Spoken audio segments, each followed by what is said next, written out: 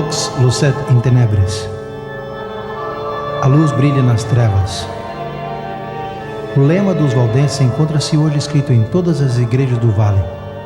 Serve como uma silenciosa lembrança do seu fiel testemunho a miúde manchado de sangue através dos séculos.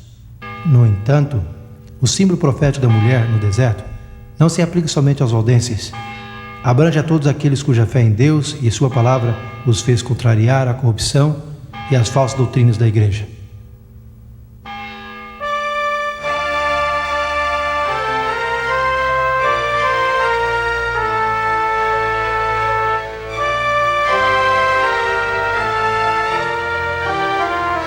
Um ano antes que Lutero cravasse as suas teses na porta da igreja, a reforma havia começado na Suíça com a pregação de Ulricus Zwingli. Ele falou contra a venda de indulgências e de outros abusos papais.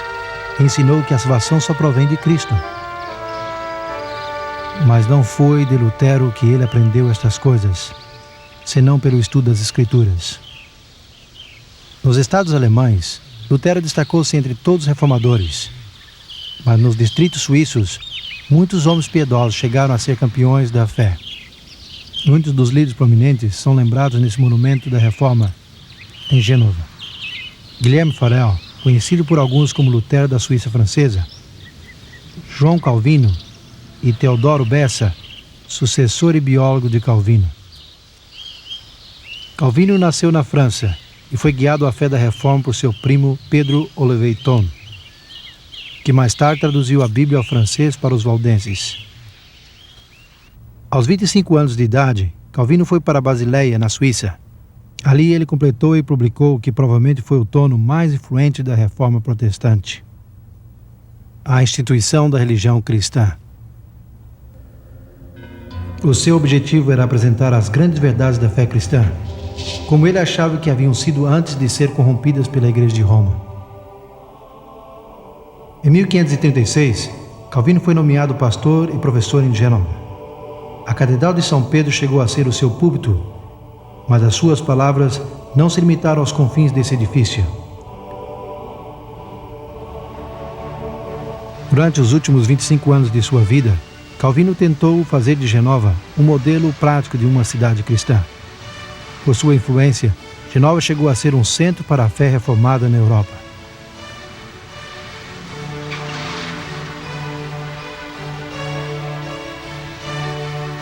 Ele também estabeleceu um colégio em Gênova e atraiu estudantes de toda a Europa.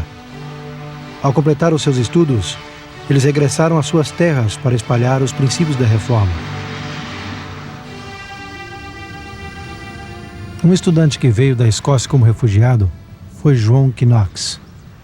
Ele chegou a ser o íntimo amigo e ardente discípulo de Calvino.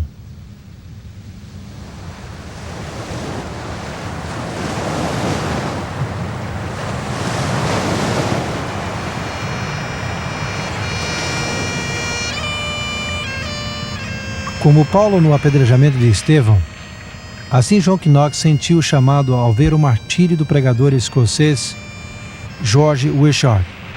Aqui em frente ao castelo de Santo André, as letras GW marcam o lugar onde Wishart foi queimado na fogueira em 1546. Mais tarde, Knox regressou à Escócia e veio para cá, Santo André, o centro eclesiástico da Escócia no século XVI.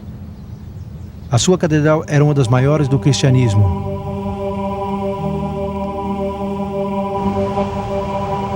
No espaço de um ano, os habitantes do castelo convidaram Knox a ser o seu pregador. Logo em 1547, ele pregou o seu primeiro sermão aqui na paróquia de Santo André. Isso marcou o começo da Reforma na Escócia. Não foi por coincidência que Knox usou como texto o capítulo 7 do livro de Daniel. No começo do seu sermão, ele mostrou o grande amor que Deus tinha pelo seu povo ao advertir-lhe dos perigos que ameaçariam a igreja. Identificou as 4 bestas como os 4 grandes impérios de Babilônia, Pérsia, Grécia e Roma. E logo falou do chifre pequeno que o sucedia, identificando-o como anticristo papal. Ao fazer isso, Knox incluiu-se à lista dos grandes reformadores como Wycliffe, Huss, Lutero, Calvino e muitos outros que haviam declarado por igual. Uns 13 anos mais tarde, o parlamento escocês reuniu-se na cabine de votação. O lugar era ali, adjacente à igreja de São Giles, em Edimburgo, onde John Knox era o pregador. 6 reformadores escoceses, que por incrível que coincidência, levavam o nome cristão João, escreveram uma confissão de fé, que foi formalmente votada pelo parlamento em agosto de 1560. A missa foi proibida. A fé protestante foi estabelecida na Escócia. No entanto, Maria, a nova monarca, rainha da Escócia, com uma formação fortemente católica romana, tinha outros planos. Quando ela ordenou a celebração da missa, Knox declarou as suas objeções desde o púlpito, aqui na Catedral de St. Giles. A rainha Maria citou Knox para que comparecesse ao palácio de Holyrood, não muito longe de St. Giles. Maria, como outros monarcas da época, cria governar por divina autoridade e que as consciências de seus súditos estavam sob seu controle. Por isso, a confrontação entre Maria e Knox era crucial para a sobrevivência da reforma na Escócia. Ensinado ao povo a aceitar outra religião que não é a que os príncipes permitem, mas Deus ordena que os súditos devem obedecer o seu príncipe. Minha senhora, a verdadeira religião não recebeu a origem nem a autoridade dos príncipes, só do Deus eterno. Portanto, os súditos não são obrigados a ajustar as suas crenças ao gosto dos príncipes, pois a miúdo os príncipes, entre outros, são os mais ignorantes da verdadeira religião de Deus. Sim, mas a vossa não é a igreja que eu guardarei. Eu defenderei a igreja de Roma, porque eu acho que é a verdadeira igreja de Deus. O seu desejo, minha senhora, não é razoável, nem faz dessa meretriz de Roma a verdadeira e imaculada esposa de Cristo. A igreja de Roma rejeitou a religião que os apóstolos ensinaram e estabeleceram. A minha consciência não me diz isso. A consciência, minha senhora, requer conhecimento, e temo que vossa majestade não o tenha. Tu interpretas as escrituras de uma maneira, eles a interpretam de outra. A quem devo crer? E quem será o juiz? Vossa majestade deve crer em Deus, que fala claro em sua palavra. Se a obscuridade existe em algum lugar, o Espírito Santo esclarece o mesmo em outros lugares com mais clareza, para que não permaneça nenhuma dúvida, a menos que seja obstinadamente ignorante.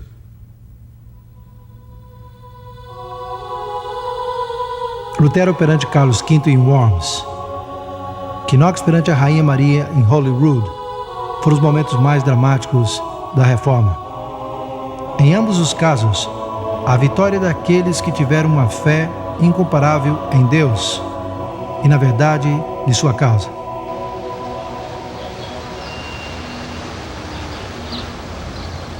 O conflito espiritual continuou em toda a Europa no século XVI. A reforma formal que resultou do desprendimento de Roma com Henrique VIII na Inglaterra em 1534 foi grandemente política. Mas nos anos seguintes, levantaram-se homens determinados em trazer de volta à Inglaterra os princípios bíblicos. Isso não ocorreria sem uma violenta oposição. Maria Tudor, filha de Henrique, assumiu o trono em 1553 e imediatamente decidiu restituir a Inglaterra à Igreja Romana. Durante o seu reinado de 5 anos, uns 300 protestantes foram queimados na fogueira. John descreve a igreja no tempo da cruz em diante como o povo de Deus sendo acusado por Satanás e suportando grande sofrimento até a mesma morte. Aqui nesse cemitério está o monumento dos mártires. Registra mais de 18.000 mártires de Jesus Cristo. Ao redor de 100 deles foram executados em Edimburgo e a grande maioria estão sepultados aqui. Mas João acrescenta essas palavras de triunfo em Apocalipse 12, verso 11. Eles, pois, o venceram por causa do sangue do Cordeiro e por causa da palavra do testemunho que deram. E mesmo na face da morte, não amaram a sua própria vida. Houve 3 homens na Inglaterra, cujo martírio pode representar a todos aqueles que não fugiram da morte durante os longos anos de perseguição.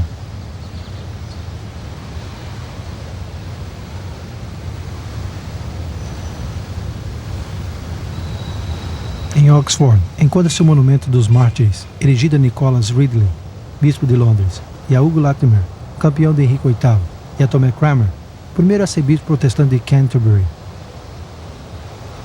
Os três morreram na fogueira erguida em plena rua, no lugar marcado por esta cruz. Em frente ao Colégio Balliol, onde John Wycliffe havia ensinado, quase 200 anos atrás. Na aldeia de Oxford, a lenha foi empilhada, com a pressa furiosa de uma maldição alvoroçada, ao redor de duas almas valentes que guardaram o seu lugar, pela senda do fogo para Cristo acompanhar. E as chamas subiram, mas a fumaça ofuscante não pôde a alma de Hugo Latimer sufocar. Porque ele disse: irmão Ridley, alegre-se, uma voz, luz da Inglaterra está por acender-se, que pela graça de Deus jamais se apagará. E o sussurro desse discurso ressoou aqui e ali. Jamais se apagará a luz de Latimer. Por mais que os ventos a façam estremecer, a luz de Latimer brilhou para ficar, até que o dia do juízo chegue a triunfar.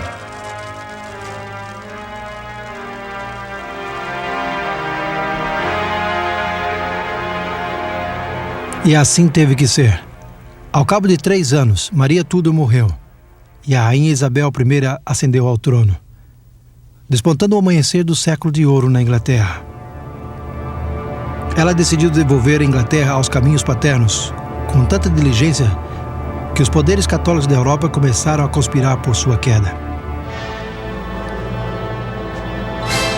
Filipe II, filho de Carlos V, organizou a força invasora maior que o mundo jamais conheceu, a Armada Invencível. No fim de julho de 1588, os observadores situados nas partes altas do porto de Plymouth viram pela primeira vez os 130 barcos navegando pelo canal. Sob o comando do cavalheiro Francisco Drake, a frota inglesa avançou ao mar para combater o inimigo, embora inferior em número e em armamento. Em uma série de batalhas durante os 10 dias seguintes, os pequenos barcos ingleses causaram grandes danos entre os pesados navios da Espanha. Tentando desesperadamente safar-se dos ataques ingleses, a armada desorganizada dirigiu-se ao mar aberto, só para encontrar-se com uma das piores tempestades marítimas da história.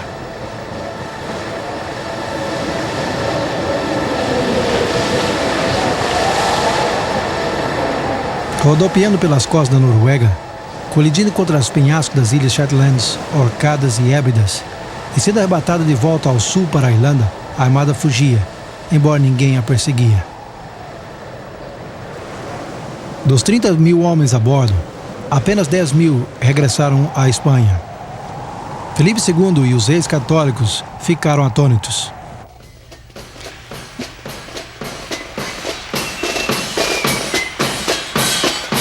No entanto, os estados protestantes reuniram-se num coro de ação de graças. Por ordem da rainha Isabel, o dia 29 de novembro foi designado como a data para render graças a Deus. A mesma rainha cavalgou pelas ruas de Londres até a Catedral de São Paulo, e dali até a Cruz de São Paulo. Depois do sermão, ela deu um discurso a seus súditos, exortando-os a unir-se com ela para louvar a Deus, que havia dispersado seus inimigos e protegido seu reino.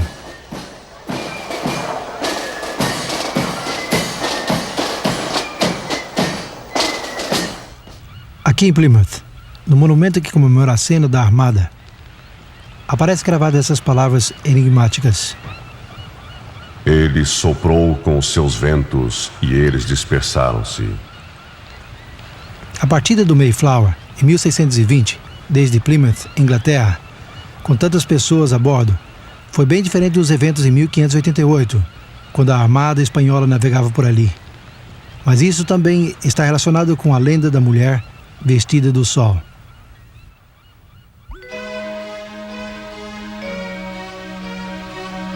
Durante o último período do reinado da rainha Isabel, a população dividiu-se entre aqueles que permaneceram fiéis à igreja oficial da Inglaterra e aqueles que desejavam que a reforma da igreja continuasse, baseada nas autoridades das Escrituras. Conhecidos como puritanos e separatistas, estes não conformistas foram finalmente perseguidos por suas crenças, e muitos emigraram para a Holanda. Entre eles estavam os primeiros peregrinos, que navegaram a bordo do Mayflower desde a Holanda, pelo porto de Plymouth com destino ao Novo Mundo. Quando os puritanos se separaram da igreja inglesa, se comprometeram solenemente a andar juntos em todos os caminhos de Deus, que já conheciam e queriam conhecer. Esse foi o princípio vital do protestantismo.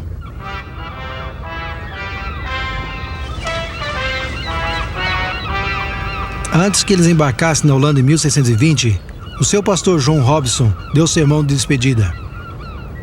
Ele disse que os seguidores de Lutero, Knox e Calvino se basearam nas doutrinas desses homens como se fossem o significado de toda a verdade. Falando dos reformadores, Robson disse: eles não se aprofundaram nos conselhos de Deus, mas se estivessem vivos hoje, de bom grado receberiam mais luz do que receberam no princípio. Se Deus vos revela qualquer coisa, usando outro instrumento seu, estai dispostos a recebê-la, porque tenho certeza que o Senhor ainda tem mais verdade e luz para irromper de sua santa palavra. Pouco podia ele entender o real significado de suas palavras. Ao certo é que mais verdades irromperiam da palavra de Deus, e os puritanos tomariam uma parte vital nisso. Os primeiros peregrinos desembarcaram no penhasco de Plymouth, no dia 21 de dezembro de 1620.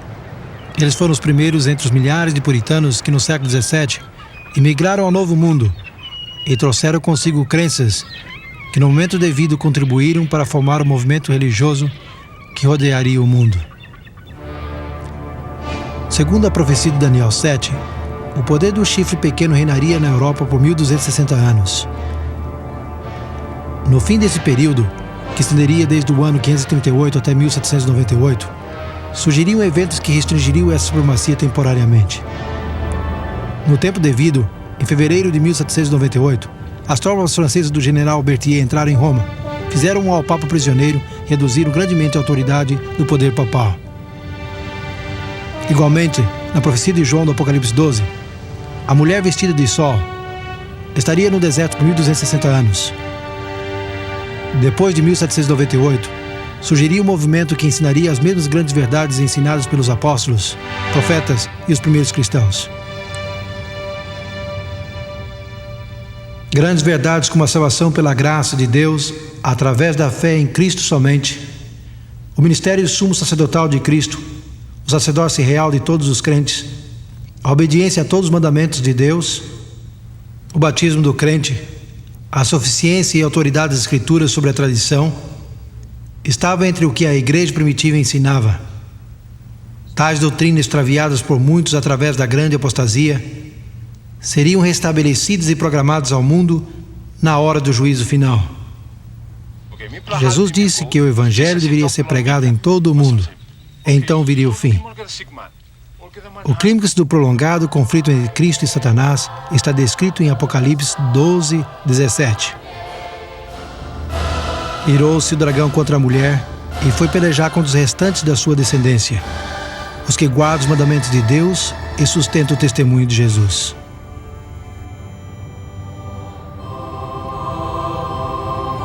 O conceito bíblico de descendência é um grupo de pessoas de qualquer idade que sobrevive à calamidade e que é fiel a Deus e aos princípios de sua palavra num tempo de apostasia remanescente.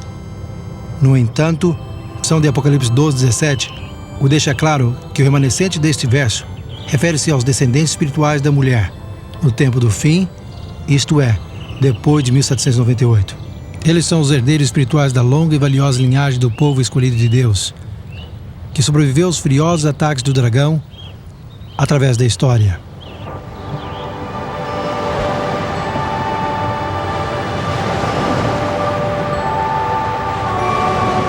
Então a obra da reforma não termina com Lutero, Knox, os puritanos ou com os primeiros peregrinos que embarcaram ao Novo Mundo. É um processo que continua, e a sua próxima fase nos leva ao começo do século XIX na América, e à origem de um movimento profético que rapidamente capturou a atenção de muitos ao redor do mundo.